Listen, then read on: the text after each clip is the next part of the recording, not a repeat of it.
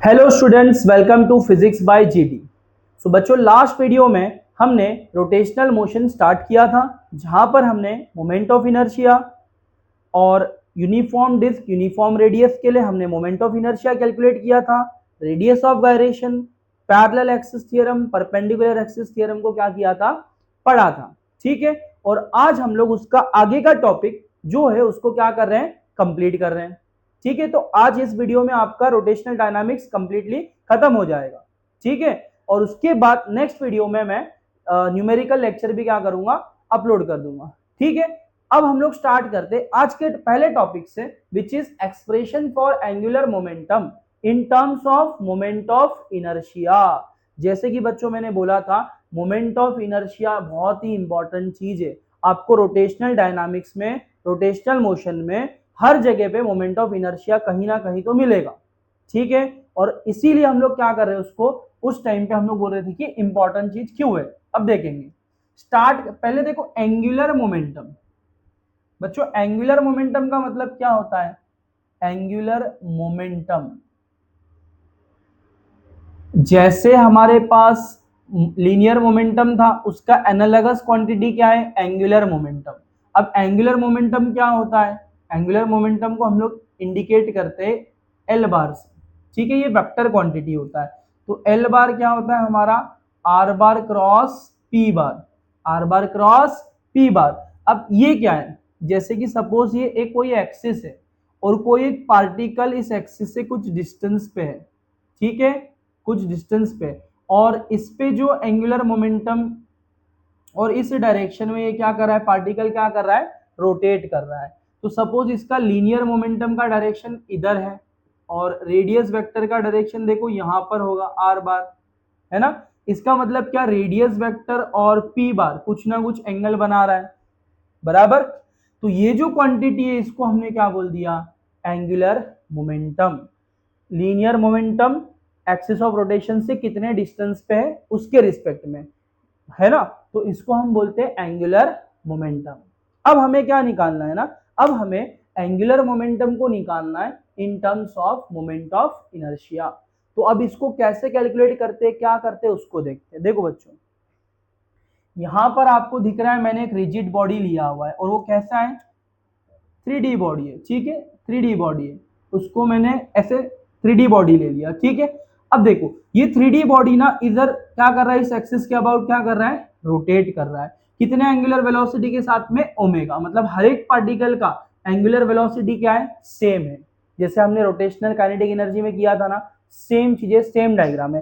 पहला particle m1, इधर linear velocity, उसका जो पोजीशन है axis of sorry axis of rotation से r1 है। सेम चीज सारे पार्टिकल के लिए। तो अब हमें क्या करना है, हर एक इंडिविजुअल पार्टिकल के लिए क्या करना है, अब हमने यहां पर निकाला था ना L, वैसे ही क्या करना है, L कैलकुलेट करना है। तो क्या हो जाएगा, एंगुलर मोमेंटम L क्या हो जाएगा, L1 प्लस पहले पार्टिकल का प्लस सेकेंड पार्टिकल का, ऐसे करते करते n पार्टिकल का।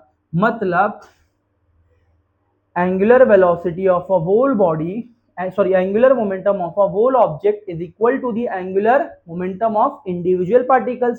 तो क्या हो जाएगा ये, बोलो, r1 बार क्रॉस p1 बार, है ना, प्लस r2 बार क्रॉस p2 बार, प्लस r3 बार क्रॉस p3 बार, प्लस प्लस प्लस चलते रहेगा n टाइम, है ना, प्लस rn बार क्रॉस pn बार।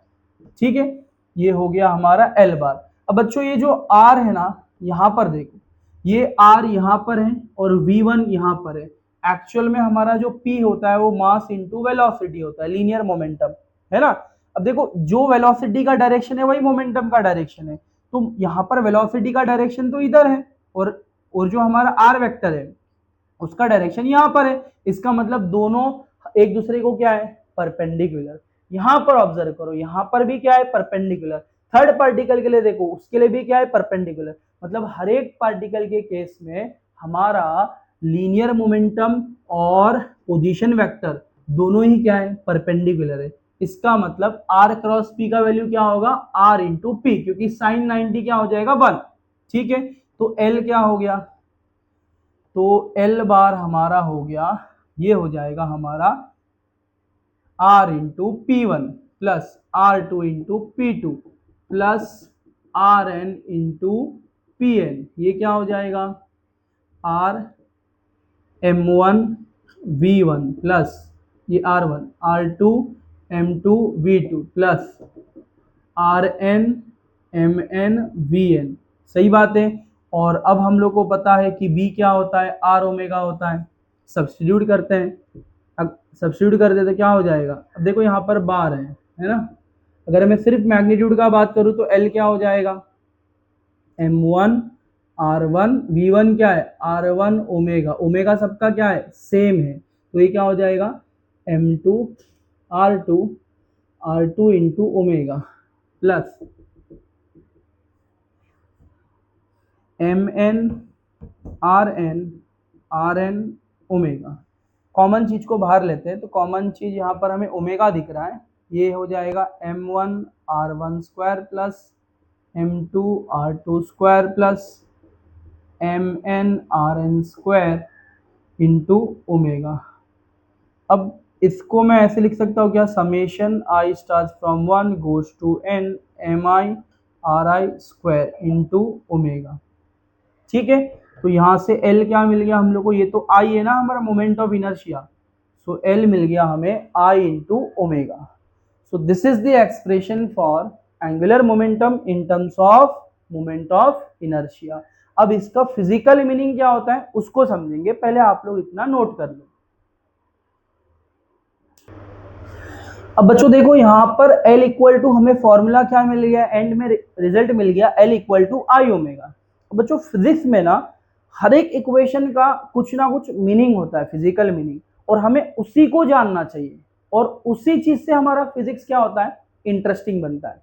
ठीक है, सो बच्चों L equal to I omega का फिजिकल मीनिंग समझने से पहले ना हम लोग ये टॉपिक कंप्लीट करते हैं, फिर हम लोग कंजर्वेशन ऑफ एंगुलर मोमेंटम आएगा ना तो उसमें दोनों को साथ में क्या करेंगे डिस्कस करेंगे। ठीक है, तो पहले हम लोग इस टॉपिक पे बढ़ते हैं, एक्सप्रेशन फॉर टॉर्क, जो कि टॉर्क का दूसरा नाम होता है moment of force in terms of moment of inertia.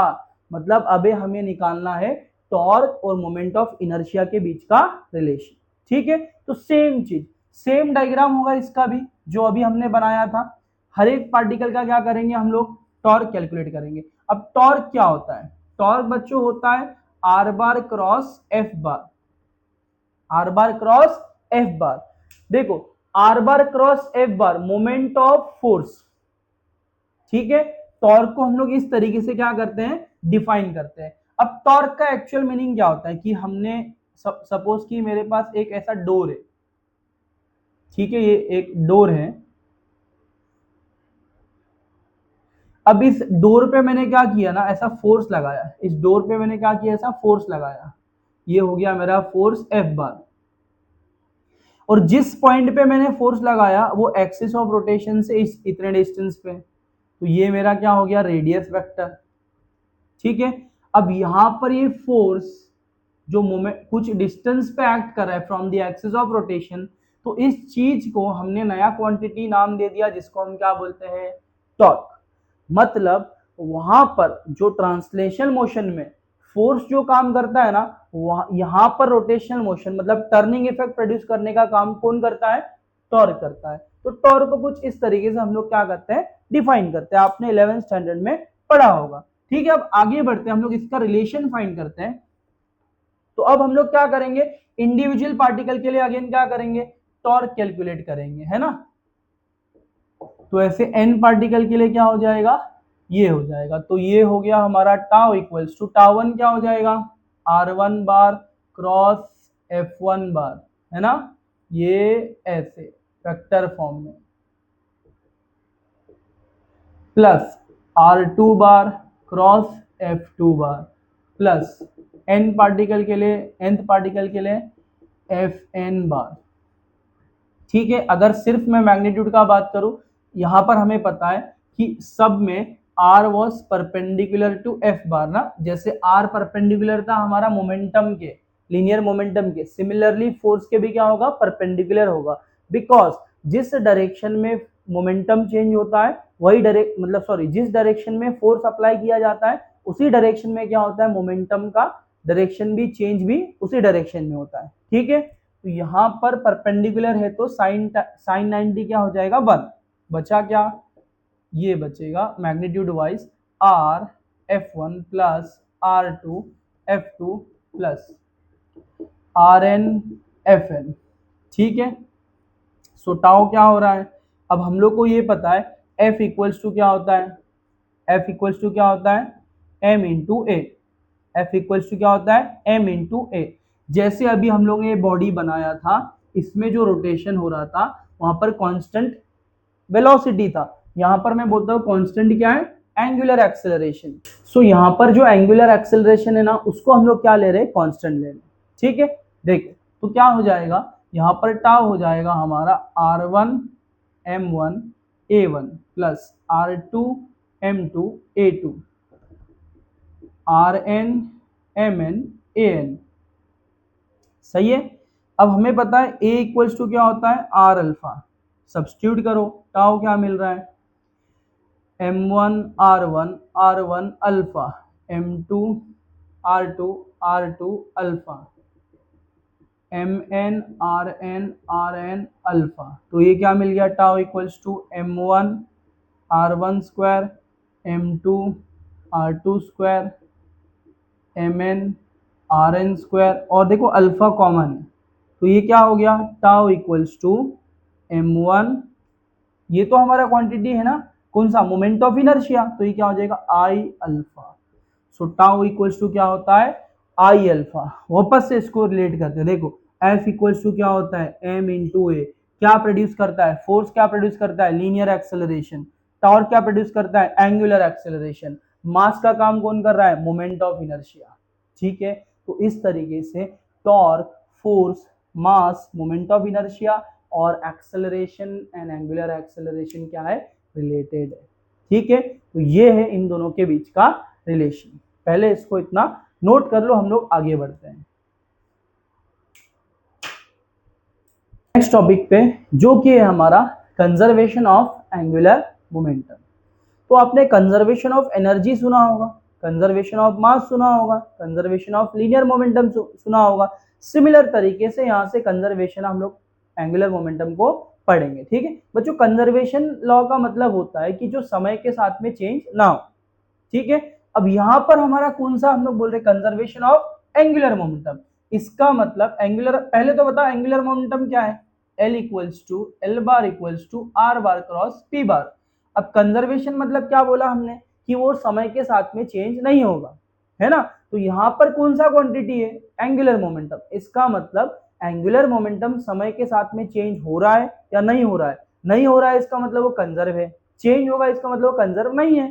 तो कंजर्वेशन के लिए चेक करना होगा आपको, इसको टाइम के रिस्पेक्ट में डेरिवेटिव लो इसका। ठीक है, तो इसको हम करते हैं differentiating with respect to time. ठीक है, तो dl बार बाय dt क्या हो जाएगा, r bar cross p bar, इसका डेरिवेटिव ना, तो d by dt of this thing बराबर। अब सबको पता है कि इसको हम लोग स्प्लिट करते हैं, कैसे स्प्लिट करते हैं डेरिवेटिव को, ये हो जाएगा dr बार बाय dt, है ना, cross p bar plus r bar cross dp bar by dt, u into V वाला रूल लगा रहे हैं। ठीक है, तो ये क्या हो जाएगा फर्दर, फिर ये हो जाएगा dr बार बाय dt क्या होता है हमारा वेलोसिटी, है ना, और ये क्या होता है हमारा mass into velocity, plus r bar cross dp bar by dt मतलब d by dt of mv bar, है ना, mv बार। तो ये क्या हो गया, तो ये हो जाएगा हमारा m into v bar cross v bar plus r bar cross m into dv bar by dt, है ना, dv बार बाय dt। अब ये तो हमें पता है कि जीरो होगा क्योंकि सेम वेक्टर का क्रॉस प्रोडक्ट जीरो होता है। अब बचा क्या, ये r क्रॉस m इंटू, देखो dv बाय dt क्या होता है एक्सेलरेशन, तो ये क्या हो जाएगा एक्सेलरेशन, है ना। तो इसको फर्दर में क्या लिख सकता हूँ, dl बार बाय dt को, ये r bar cross m into ए, ये तो हमारा फोर्स होता है, तो ये क्या हो जाएगा फोर्स, और r बार क्रॉस f बार क्या होता है हमारा, टॉर्क होता है। बहुत बढ़िया। इसका मतलब क्या, dl बार बाय dt क्या है अपना, टॉर्क के बराबर, विच मीन्स अगर हमारा टॉर्क क्या है, टॉर्क क्या है, जीरो, मतलब हमने कोई रोटेटिंग ऑब्जेक्ट पे टॉर्क लगाया ही नहीं, या तो उस पे नेट टॉर्क क्या है, जीरो है, बराबर। तो नेट टॉर्क जीरो होगा तो इसका मतलब क्या, dl बार बाय dt क्या होगा, जीरो होगा। और किसी चीज का डेरिवेटिव उस चीज के रिस्पेक्ट में जीरो है, इसका मतलब क्या, वो क्वांटिटी क्या होता है, कांस्टेंट होता है विथ रिस्पेक्ट टू वो चीज जो हम लोग, जिस चीज से हम लोग क्या कर रहे हैं उसको डेरिवेट कर रहे हैं, मतलब टाइम के रिस्पेक्ट में क्या रहेगा, हमेशा कांस्टेंट रहेगा। इसका मतलब क्या, अगर कोई रोटेटिंग ऑब्जेक्ट है, उस पर अगर हम लोग टॉर्क लगा, उस पर अगर हम लोग रिजल्टेंट टॉर्क उस पर जीरो है, मतलब टॉर्क नहीं लग रहा है, तो उसका जो मोमेंटम होगा वो हमेशा क्या होगा, कंजर्व होगा, वो हमेशा क्या होगा, कंजर्व होगा। ठीक है। अब यहां पर हम लोग ने एक चीज बोला था, L इक्वल टू क्या आता हमारा, आई ओमेगा ना, L इक्वल टू क्या आता हमारा, आई ओमेगा। तो अगर हमारा आइसोलेटेड सिस्टम है जिसपे हम लोग एक्सटर्नल टॉर्क, नेट टॉर्क क्या है, जीरो है, तो ये चीज भी क्या होगा, कांस्टेंट होगा। सही है, कांस्टेंट होगा, है ना। अब देखो बच्चों, इस चीज का मतलब क्या होता है, इस चीज का मतलब क्या होता है, ध्यान से सुनना, मतलब आई ओमेगा क्या है, कांस्टेंट, है ना। मतलब अगर मेरे किसी समहाउ मैंने आई को क्या कर दिया, बढ़ा दिया, तो ओमेगा क्या होगा, कम होगा, क्योंकि ये चीज तो कांस्टेंट होना चाहिए ना। और अगर मैं उल्टा करता हूं, आई को मैं क्या कर रहा हूं, कम कर रहा हूं, तो ओमेगा ऑटोमेटिकली क्या हो जाएगा, बढ़ जाएगा, in order to keep it constant, क्योंकि एंगुलर मोमेंटम क्या होता है, कंजर्व होता है। अब इसको रियल वर्ल्ड एग्जांपल से क्या करते हैं हम लोग, रिलेट करते हैं। बच्चों देखो, स्विमिंग पूल में जब जंप करते हैं, या हम लोग बैक फ्लिप मारते हैं, या ऐसा मतलब बोलते हैं ना, वो स्टंट आर्टिस्ट लोग होते हैं जो लोग जंप करते हैं, रोटेट करते हैं ना, ऐसा जंप करके, जिमनास्ट लोग होते हैं, तो उन लोग का इस चीज को बहुत अच्छे से समझते मतलब ये चीज समझे ना समझे, लेकिन इसको अप्लाई करना बराबर जानते हैं। ठीक है। जैसे कि अब बहुत प्रॉब्लम क्या होता है, हम लोग जो मतलब बैक फ्लिप करने के लिए ट्राई करते हैं, जैसे कोई भी नहीं कर सकता, लेकिन बैक फ्लिप करने के लिए स्टार्टिंग में हम लोग ट्राई करते हैं, तो हम लोग को इतना कुछ आइडिया नहीं होता है। लेकिन यहाँ पर मेन चीज क्या होता है ना, कि अब देखो अगर कोई चीज रोटेट कर रहा है और उसको अपने स्पीड को क्या करना है, बढ़ाना है, तो उसको क्या करना चाहिए, मोमेंट ऑफ इनर्शिया को कम करना चाहिए। अब हम लोग क्या कर रहे हैं, बैक फ्लिप करने जा रहे हैं, बैक फ्लिप करने जा रहे हैं, तो हम लोग अपना मोमेंट ऑफ इनर्शिया कैसे कम कर सकते हैं, हम लोग अपने मोमेंट ऑफ इनर्शिया को कैसे कम कर सकते हैं, अपने हाथ पैर को अपने बॉडी के नजदीक लाकर, मतलब जो हम लोग स्ट्रेच करके बाहर की तरफ रखे थे ना, ऐसा बैक फ्लिप मारते बाहर की तरफ रखे ना, उसको हम लोग क्या कर देंगे, क्लोज करेंगे, पैर को क्या कर देंगे, क्लोज कर देंगे। तो अब मोमेंट ऑफ इनर्शिया क्या हो जाएगा, कम, क्योंकि मास का डिस्ट्रीब्यूशन क्या हो गया, एक्सिस के नजदीक हो गया, मतलब मोमेंट ऑफ इनर्शिया क्या हो गया, कम। तो बोलो ओमेगा बढ़ेगा कि नहीं, एंगुलर वेलोसिटी, एंगुलर वेलोसिटी बढ़ेगा कि नहीं, मतलब रोटेशन ज्यादा फास्ट हो जाएगा, बराबर। तो तुम रोटेट करोगे जल्दी से, और फिर लैंडिंग के टाइम पे तुम क्या करते हो, अपने हाथ को क्या कर देते हो, हाथ पैर को आपस से स्ट्रेच कर देते हो, तो मोमेंट ऑफ इनर्शिया क्या होता है, वापस से बढ़ जाता है, तो रोटेशन क्या हो जाएगा, कम हो जाएगा। तो क्या करते हैं, जब हम लोग जंप करते हैं, तो हम लोग मोमेंट ऑफ इनर्शिया को कम कर लेते हैं, हाथ पैर को अंदर लेकर, और अपना रोटेशन बढ़ जाता है। और जैसे ही हम लोग लैंडिंग के टाइम पे आते हैं, तो हम लोग क्या करते हैं, हाथ पैर को खोल देते हैं और परफेक्ट लैंडिंग करते हैं, जिससे हमारा स्पीड का टर्निंग इफेक्ट क्या होता है, कम होता है।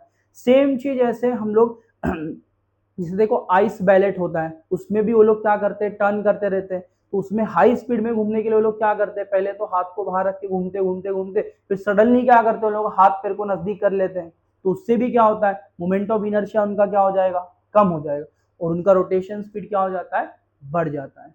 अब सिर्फ ये अपने रियल वर्ल्ड में इतने ही जगह पे एप्लीकेबल नहीं है, हर जगह पे जहां पर रोटेशन हो रहा है वहां पर ये चीज एप्लीकेबल है। जैसे हम लोग क्रिकेट खेलते हैं, उसमें हम लोग बॉल को टर्न करते हैं ना, स्पिन करते हैं, उस पर भी इसका बहुत मेजर रोल होता है। ठीक है। सिमिलरली फुटबॉल खेलते कर्व मारते हैं ना, उसमें एरोडायनेमिक्स भी आता है, बट ये चीज का बहुत बड़ा रोल होता है। ठीक है, तो इसका एप्लीकेशन बहुत ज्यादा है। ठीक है बच्चों, तो ये था हमारा कंजर्वेशन ऑफ एंगुलर मोमेंटम। इसको हम लोग फ्यूचर में और एग्जांपल के साथ, डिमॉन्स्ट्रेशन के साथ समझने का ट्राई करेंगे, बट आज के लिए बस इतना ही। अब हम लोग नेक्स्ट टॉपिक पे बढ़ते हैं, जो है हमारा रोलिंग मोशन। सो बच्चों बढ़ते हैं नेक्स्ट टॉपिक पे, जो कि है हमारा रोलिंग मोशन। जैसे कि आपको पता है कि रोलिंग मोशन क्या होता है, सिंपल। अब रोलिंग मोशन ना बच्चों दो चीजों का कॉम्बिनेशन होता है, दो चीजों का कॉम्बिनेशन होता है। एक तो देखो, जब कोई चीज रोल करता है, सपोज ये चीज यहाँ पर क्या कर रहा है, रोल कर रहा है, और रोल करते करते क्या हो गया, वो यहाँ पर आ गया बिना स्लाइड किए। ठीक है, तो अब क्या हो रहा है, इसका सेंटर ऑफ मास यहाँ पर है। सेंटर ऑफ मास को देखो, अगर आप ऑब्जर्व करोगे तो वो सीधे सीधे बढ़ते हुए यहाँ पर आ रहा है। इसका मतलब क्या, ट्रांसलेशनल मोशन है। ट्रांसलेशनल मोशन किसका, हाँ सेंटर ऑफ मास का, translation motion of centre of मास। दूसरा चीज, यहां पर ये जब रोल कर रहा है तो रोटेशन भी तो हो रहा है। इसका मतलब क्या, ऑब्जेक्ट का क्या हो रहा है, रोटेशनल मोशन। रोटेशनल मोशन, इसका मतलब rolling motion is combination of two motion, one is rolling rotational motion है ना, and one is translational motion of centre of mass. जैसे कि ये मार्कर अगर रोल कर रहा है, ये रोल करेगा तो आप ऑब्जर्व करोगे कि जैसे ये यहाँ पर रोल कर रहा है, देखो रोल कर रहा है, रोल कर रहा है, रोल कर रहा है, तो इसका जो सेंटर ऑफ मास है ना, वो स्ट्रेट लाइन में मूव कर रहा है और रोटेशन भी हो रहा है ना, दो का कॉम्बिनेशन है। तो ये होता है सिंपल रोलिंग मोशन। अब रोलिंग मोशन में ना हमें कई बार प्रॉब्लम्स आते हैं यहाँ पर, जहां पर हमें इसका किसी एक पॉइंट पे स्पीड क्या होगा, उसका एक्सेलरेशन क्या होगा, वो हमें क्या करना होता है, कैलकुलेट करना होता है। ठीक है, अब उसको हम लोग क्या करेंगे, कैलकुलेट करने से पहले एक बार हम लोग यहाँ पर रोलिंग मोशन का काइनेटिक एनर्जी निकालते हैं, टोटल काइनेटिक एनर्जी। ठीक है, तो क्या हो जाएगा इसका टोटल काइनेटिक एनर्जी, तो टोटल काइनेटिक एनर्जी हो जाएगा kinetic energy of rolling motion plus kinetic energy of translational motion. अब ट्रांसलेशनल मोशन किसका हो रहा है, ट्रांसलेशनल मोशन किसका हो रहा है, हमारा सेंटर ऑफ मास का। तो m into sorry 1/2 m into v square, जो भी उसका वेलोसिटी है v स्क्वायर, सही है, प्लस रोटेशनल काइनेटिक एनर्जी हमने निकाला था, कितना मिला था, हाँ 1/2 I ओमेगा स्क्वायर बराबर I ओमेगा स्क्वायर। तो ये है काइनेटिक एनर्जी टोटल, है ना। अब इसको फर्दर मैं ऐसे लिख सकता हूँ क्या, 1/2 देखो m v square plus 1/2 I, omega को क्या मैं ऐसे लिख सकता हूँ, v square upon are square, v square upon are square, जहां पर r क्या है, कोई भी चीज जो रोल कर रहा है उसका रेडियस। ठीक है, अब रोल करने वाला चीज क्या होगा, या तो स्पीयर होगा, या तो डिस्क होगा, या तो रिंग होगा, या तो सिलेंडर होगा, उसका रेडियस। ठीक है, तो अब देखो यहाँ पर कुछ चीज कॉमन आ रहा है, उसको हम लोग क्या कर लेते हैं, साइड में कर लेते हैं। तो क्या मिलेगा हमें, kinetic energy total is equals to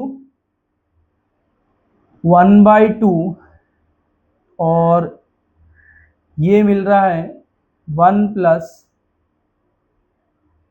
यहाँ पर, सॉरी हाँ ये हो गया हमारा, वेट यहाँ पर हम लोग इसको ऐसे लिखते हैं 1/2 m v स्क्वायर प्लस 1/2, इसको मैं ऐसे लिख सकता हूँ क्या, m k स्क्वायर, है ना, सेंटर ऑफ मास का पॉइंट, पूरे ऑब्जेक्ट का mass into v square upon are square. तो जब कॉमन लेंगे तो 1/2 m v स्क्वायर कॉमन है, बचेगा क्या, 1 प्लस हाँ k square upon are square, 1 plus के स्क्वायर अपॉन आर स्क्वायर।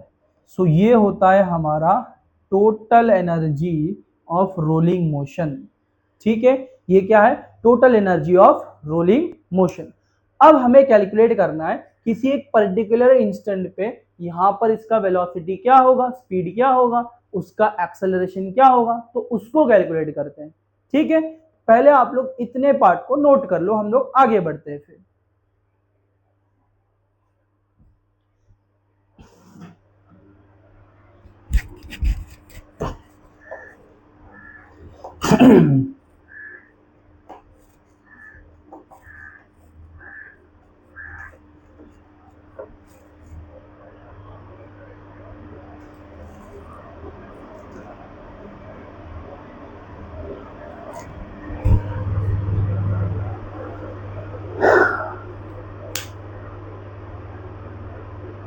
तो बच्चों हम लोग को कैलकुलेट करना है स्पीड और एक्सेलरेशन। तो पहले हम लोग स्पीड को कैलकुलेट करते हैं। अब कैलकुलेट कैसे करना है, तो कैलकुलेट हम लोग यूज करेंगे with the help of energy conservation. बच्चों इस पॉइंट पे इसका जो एनर्जी होगा टोटल, इस पॉइंट पे जो टोटल एनर्जी होगा दोनों ही सेम होगा according to conservation of energy. तो दोनों को हम लोग क्या करते हैं, इक्वेट करते हैं। इक्वेट करते तो क्या मिलेगा हमें बताओ, according to conservation law of energy, total energy at A, इस पॉइंट को मैं बोल देता हूं A। ठीक है, इस पॉइंट को A बोलता है, इस पॉइंट को मैं बोलता हूं B। Total energy at A is equal to total energy at B। अब A क्या है, टॉप पे, टॉप पे वो मूव कर रहा था क्या स्टार्टिंग में, नहीं, रेस्ट पे था, तो काइनेटिक एनर्जी क्या है, 0 प्लस बचा क्या दूसरा चीज उसके पास क्या था, पोटेंशियल एनर्जी, तो क्या हो जाएगा mg into H. Second thing, यहां पर उसके पास पोटेंशियल एनर्जी रहेगा क्या, नहीं, बचेगा सिर्फ क्या, काइनेटिक एनर्जी, तो क्या हो जाएगा 1/2 m, है ना, 1/2 m। अब यहां पर जो काइनेटिक एनर्जी है वो कौन सा लेंगे, हाँ, अब यहां पर जो काइनेटिक एनर्जी है वो कौन सा लेंगे, अभी हमने निकाला था काइनेटिक एनर्जी, वो वाला निकालेंगे। तो क्या था वो 1/2 m v स्क्वायर 1 प्लस के square by are square plus 0। तो यहां से बच्चों v मिल जाएगा, v स्क्वायर क्या हो रहा है 2mgh, है ना, डिवाइड बाय m, है ना, इंटू 1 प्लस के स्क्वायर बाय आर स्क्वायर, के स्क्वायर बाय आर स्क्वायर, इसको हम लोग लिख देते कैपिटल एम। ठीक है, तो ये कैंसिल हो गया मास, बचा क्या, v equals to under root of 2gh upon 1 plus के square by are square. So ये हमारा फाइनल एक्सप्रेशन इसका स्पीड का, किसी भी एक पॉइंट पे स्पीड इसका क्या होगा, ये होगा। क्लियर है। अब ये स्पीड किस किस चीजों पे डिपेंड कर रहा है, एक तो हाइट पे डिपेंड कर रहा है, ज्यादा हाइट पे रहेगा तो स्पीड भी ज्यादा रहेगा। दूसरा किस पे डिपेंड कर रहा है, डिस्ट्रीब्यूशन ऑफ मास, ऑब्जेक्ट के एक्सिस ऑफ रोटेशन से डिस्ट्रीब्यूशन ऑफ मास कितना दूर है कितना नजदीक है उस पर डिपेंड कर रहा है। ठीक है, मतलब रेडियस ऑफ गायरेशन पे। तो ये तो हमारा हो गया। अब हमें निकालना है एक्सेलरेशन। वेलोसिटी पता है, एक्सेलरेशन फाइंड करना है, तो एक्सेलरेशन कैसे करेंगे। अब यहाँ पे हमें पता है कि इस पे जो ग्रेविटेशनल एक्सेलरेशन जो इसका है वो ग्रेविटेशनल एक्सेलरेशन के अंडर है ना, जो रोल मतलब जो मूव करेगा एक्सेलरेशन। तो इसको हम लोग ऐसे लिख सकते हैं, s is equals to u t plus half, sorry time तो हमें नहीं पता है ना, तो हम लोग लेंगे v square is equals to u square plus 2s, third kinematical equation. सही है। अब हमें चाहिए ये चीज, तो क्या करूंगा मैं, a इक्वल्स टू क्या हो जाएगा, v square minus you square upon 2s। इसका इनिशियल स्पीड क्या था 0, तो ये चीज क्या हो गया 0, बचेगा क्या, a is equals to v square मतलब ये टर्म 2gh अपॉन 1 प्लस के square by are square into 2। S कितना है हमारा, यस को ऐसे ही रख देते हैं, तो 2 कैंसिल हो रहा है, तो हमें a क्या मिल रहा है यहाँ से, a is equals to g h upon s into 1 plus के स्क्वायर बाय आर स्क्वायर। ये तो एक एक्सप्रेशन हो गया इन टर्म्स ऑफ यस, लेकिन हमें इसको यस को हाइट के टर्म्स में लिखना है, तो क्या हो जाएगा sine theta equal to h upon s. ठीक है, तो a क्या हो गया जी एच अपॉन यस कितना है, H upon sine theta into 1 plus के square upon are square. H cancel हो रहा है तो अगेन ए मिल गया हमें G sine theta upon 1 plus के square by are square. So this is the expression for velocity and acceleration of a rolling object। ठीक है। सो स्टूडेंट्स आगे बढ़ते हैं। अब रोलिंग मोशन में ना बच्चों कुछ इंपॉर्टेंट चीज है। अब इंपॉर्टेंट चीज क्या निकल के आती है वो देखो। पहला पॉइंट, रोलिंग मोशन में अगर हमारा मोमेंट ऑफ इनर्शिया किसी भी ऑब्जेक्ट का एम आर स्क्वायर है, मतलब अगर कोई ऑब्जेक्ट है जो रोलिंग मोशन परफॉर्म कर रहा है और उसका मोमेंट ऑफ इनर्शिया इस फॉर्मेट में है n into m r square, तो ये जो एन का वैल्यू होता है ना वो किसके बराबर होता है, के स्क्वायर अपॉन आर स्क्वायर। तो इस तरीके से हम लोग क्या कर सकते हैं, रेडियस ऑफ गायरेशन को सिंपली फाइंड कर सकते हैं जब ऑब्जेक्ट क्या करेगा, रोलिंग मोशन। ये किसके लिए एप्लीकेबल है, सिर्फ रोलिंग ऑब्जेक्ट के लिए, बाकी किसी के लिए एप्लीकेबल नहीं है। ठीक है। सेकेंड थिंग देखो, हमने यहाँ पर एग्जाम्पल भी किया हुआ है, जैसे सॉलिड स्फीयर का जो मोमेंट ऑफ इनर्शिया होता है ना वो 2/5 एम आर स्क्वायर होता है, और अगर इंक्लाइन प्लेन रहेगा तो हमारा सॉलिड ऑब्जेक्ट क्या करेगा, रोलिंग मोशन परफॉर्म करेगा। तो यहाँ पर हमारा एन का वैल्यू कितना है, 2/5, so it will be equal to k square by are square. ठीक है। सिमिलरली यूनिफॉर्म डिस्क हमने खुद निकाला था, 1/2 एम आर स्क्वायर आया था, तो के स्क्वायर बाय आर स्क्वायर क्या हो जाएगा, 1/2। और एक चीज बच्चों यहाँ पर देखो, ट्रांसलेशनल, रोटेशनल और टोटल काइनेटिक एनर्जी, अगर कोई रोलिंग ऑब्जेक्ट है, कोई ट्रांसलेशन मोशन कर रहा है फिर वही रोलिंग कर रहा है, और उसका जो टोटल हम लोग रेशियो लेंगे ना तीनों का, तो वो हमें क्या मिलता है, 1:k square by are square, 1 plus के स्क्वायर बाय आर स्क्वायर। अब ये कैसे आता है, यहाँ पर हमने 1/2, देखो ये कैसे आता है, 1/2 एम वी स्क्वायर बराबर, इसका रोटेशनल के लिए हमें मिला था 1 प्लस, सॉरी रोटेशनल के लिए हमें मिला था 1/2 आई ओमेगा स्क्वायर, है ना, और टोटल हमें मिला था 1 प्लस, देखो ये 1/2 m v square plus 1/2 I omega square. तो 1/2 एम वी स्क्वायर को मैं सब में से कॉमन लेता हूं, अगर मैं वी स्क्वायर को कॉमन ले रहा हूं तो यहां पर क्या बचेगा, के स्क्वायर अपॉन आर स्क्वायर। कैसे आया, देखो हम लोग ने ओमेगा का वैल्यू रख दिया, ओमेगा क्या होता है, वी अपॉन, सॉरी आई क्या होता है एम के स्क्वायर, और ओमेगा क्या होता है वी अपॉन आर। सिमिलरली यहां पर भी करेंगे तो क्या मिलेगा हमें, 1 प्लस के square by are square, 1 plus के स्क्वायर बाय आर स्क्वायर। सही है। अब ये सब में कॉमन है तो कैंसिल हो जाएगा, तो बचा क्या, यही चीज, देखो इस तरीके से ये आता है। क्लियर है। अब आगे बढ़ते हैं, एक छोटा सा पार्ट है इस चैप्टर का, एंडिंग पार्ट, जो कि है हमारा काइनेमेटिकल इक्वेशन। क्या है, काइनेमेटिकल इक्वेशन।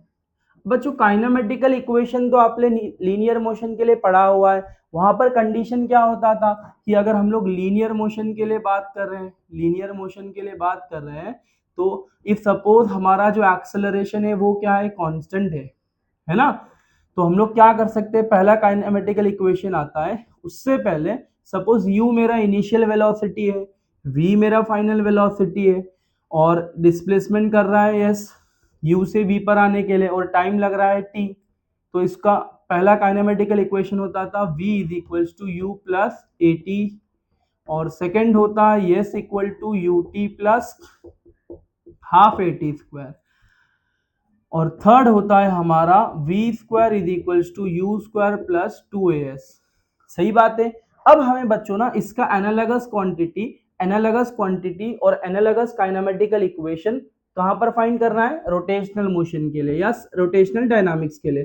तो क्या हो जाएगा, यहाँ पर जो इनिशियल है, यहाँ पर a के जगह में क्या हो जाएगा, अल्फा, अल्फा क्या होना चाहिए, कांस्टेंट होना चाहिए।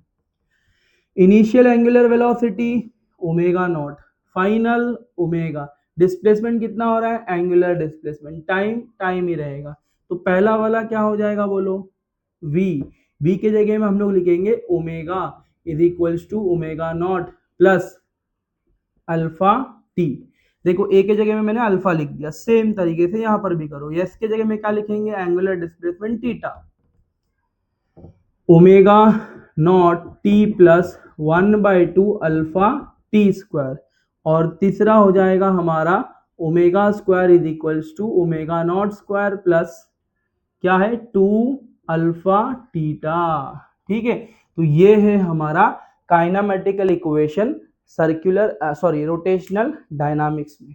ठीक है, तो बच्चों यहाँ पर हमारा चैप्टर कंप्लीटली क्या हो रहा है, चैप्टर का जो भी हमारा थियरी पार्ट है वो कंप्लीटली क्या हो गया है, खत्म हो गया है। तो अब हम लोग नेक्स्ट लेक्चर में ना इसका जो न्यूमेरिकल है उसको क्या करेंगे, कंप्लीट करेंगे, तो आपका रोटेशनल डायनामिक्स कंप्लीटली क्या हो जाएगा, खत्म हो जाएगा। ठीक है बच्चों, तो बस आज के लिए बस इतना ही। तो अब मिलते हैं नेक्स्ट वीडियो में, तब तक के लिए हंसते रहिए, मस्त रहिए, व्यस्त रहिए और पढ़ते रहिए।